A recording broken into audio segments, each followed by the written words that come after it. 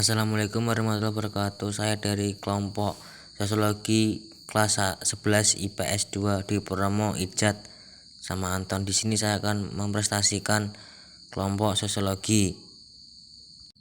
Apa itu kedudukan? Status adalah tempat seorang secara umum dalam lapisan masyarakat sehubungan dengan keberjayaan orang lain, meliputi lingkungan, pergaulan, harga diri, hak dan kewajiban. Setiap individu memiliki 3 status dalam pergaulan, yaitu status dalam lingkungan kerja, status dalam sistem perjabatan, status politik. Cara memperoleh status. Menurut kedudukan, status berbagi atas 3 macam. Cara memperolehnya antara lain diberikan tanpa memandang kemampuan antar individu dan diperoleh secara turun-temurun. Contohnya, status keturunan bangsawan dicapai dengan usaha bersifat terbuka dan tergantung kemampuan dalam mengejar tujuan. Contohnya, seorang dokter, pilot, dan akuntansi. Diperoleh memulai penghargaan atau pemberian dari pihak lain atas jasa-jasa tertentu.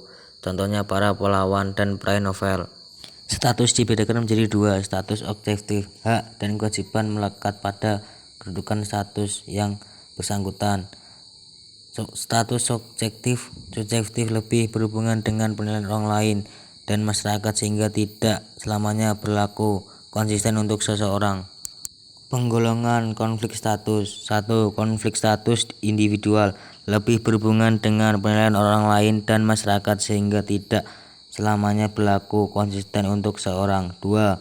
Konflik status antar kelompok terjadi antar kelompok atau dengan kelompok lain karena status perbedaan yang sifat sulit ditoleransi. 3.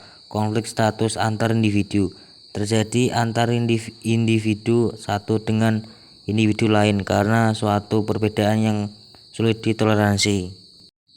Pengukur status jabatan atau pekerjaan, kekayaan, keturunan, pendidikan, faktor politik. Apa itu peran?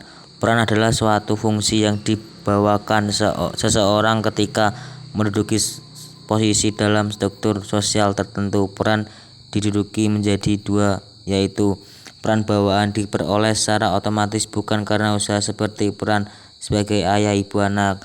Peran pilihan diperoleh atas dasar pilihan dan usaha pribadi. Contohnya, guru, dokter. Fungsi peran memberikan arah pada sosialisasi.